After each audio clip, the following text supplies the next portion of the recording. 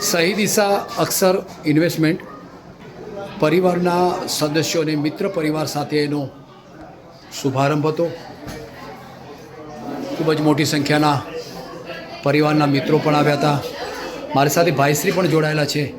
એમની સાથે થોડી ચર્ચા કરીશું. દીપકભાઈ, આજનો જે કાર્યક્રમ જે શુભારંભ પરિવાર મિત્રો સાથે થયો હતો અને ખૂબ મોટી સંખ્યાના પરિવારના મિત્રો પણ આવ્યા આજે.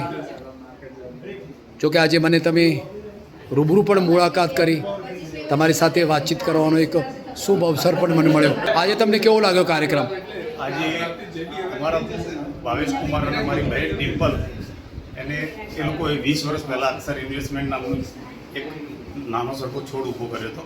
અચ્છા. આજે 20 વર્ષની તપસ્યા પછી, ખૂબ મહેનત કર્યા પછી, સ્વામિનારાયણ ભગવાનની અસીમ કૃપાથી અને વડીલોના આશીર્વાદથી આજે સહી દિશા ફાઇનાન્શિયલ પ્રાઇવેટ લિમિટેડ કંપનીનું સ્થાપના કરી અને જે ખૂબ સફળતા મળે અને ભગવાન હજી ઉત્તરોત્તર પ્રગતિ આપે, આપણા સમાજના અને પૂરા બનાસકાંઠામાં મોટું વટવૃક્ષ બને, બસ એ જ શુભકામના. અને જબરજસ્ત બનાવી છે કે જે આજના યુગમાં ખૂબ જરૂરિયાત છે. તો વેલ્થ ક્રિએશન કેવી રીતે કરવી એના માટે સહી દિશા નામ પણ બહુ જબરજસ્ત છે. સહી દિશા આપતો એક સારી જગ્યા કે લોકોને એક સારી નવી દિશા મળે એના માટેનું એક સારું એવું શુભારંભ આજે થયો છે. આપણે ઘણી બધી વાત કરી, નવી દિશા પણ લોકોને મળશે અને મોટી સંખ્યાની અંદર બનાસકાંઠા અને પરિવારના સદસ્યો જોઈન્ટ કરે, આમાં શીખે, આવે, પોતાનું ઇન્વેસ્ટમેન્ટ કરે, એવી આપે સરસ મજાની વાત પણ કરી. સમાજને શું સંદેશો આપો છો આપ? સમાજને એક જ કે આજના સમયમાં મોંઘવારી, ઇન્ફ્લેશન ખૂબ છે, તો એના માટે ઇન્વેસ્ટમેન્ટ કરવું ખૂબ જરૂરી છે. વેલ્થ ક્રિએશન કરવી હોય તો પ્રોપર ગાઈડન્સ અને પ્રોપર વ્યક્તિ જોડે મળે એટલે જ સહી દિશા નામ રાખી છે. અને હમણાં મારા ભાવેશ કુમાર ઉપર સ્વામિનારાયણ ભગવાનના જોરદાર, એમના પરિવાર ઉપર જોરદાર આશીર્વાદ છે.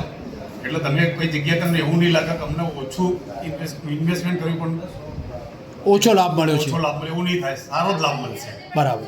અને સાચી દિશા બતાવશે તમને. બરાબર. અચ્છા.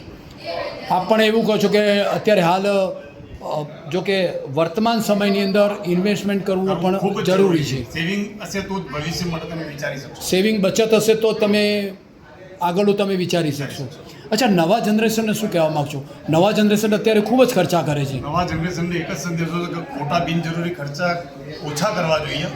એક સ્ટેટસ માટે ખર્ચા ના કરવા જોઈએ, પણ એનું બચત, સેવિંગ જરૂરી છે. આજે સેવિંગ કરશે ને 10%, 20% જે રીતે, તો એ ભવિષ્યમાં એને ખબર નહીં પડે, ટુકડે ખૂબ પૈસા થશે. અને એના માટે બેસ્ટ ઓપ્શન છે SIP, સિસ્ટમેટિક ઇન્વેસ્ટમેન્ટ પ્લાન. જો એમાં ઇન્વેસ્ટમેન્ટ કરશે તો એને ખૂબ જ સારું રિટર્ન મળશે. અને લોંગ ટર્મ દ્રષ્ટિએ વિચારવું જોઈએ, શોર્ટ ટર્મ માટે કોઈ નથી. વાત કરી કે નવા જનરેશનને અને નવા યુવાધનને પણ એવી વાત કરી કે આજના સમયની અંદર પરિવાર માટે એક બચત કરવી એ પણ ખૂબ જ જરૂરી છે. Thank you very much. જય શ્રી રામ. ખૂબ ખૂબ આભાર. The best.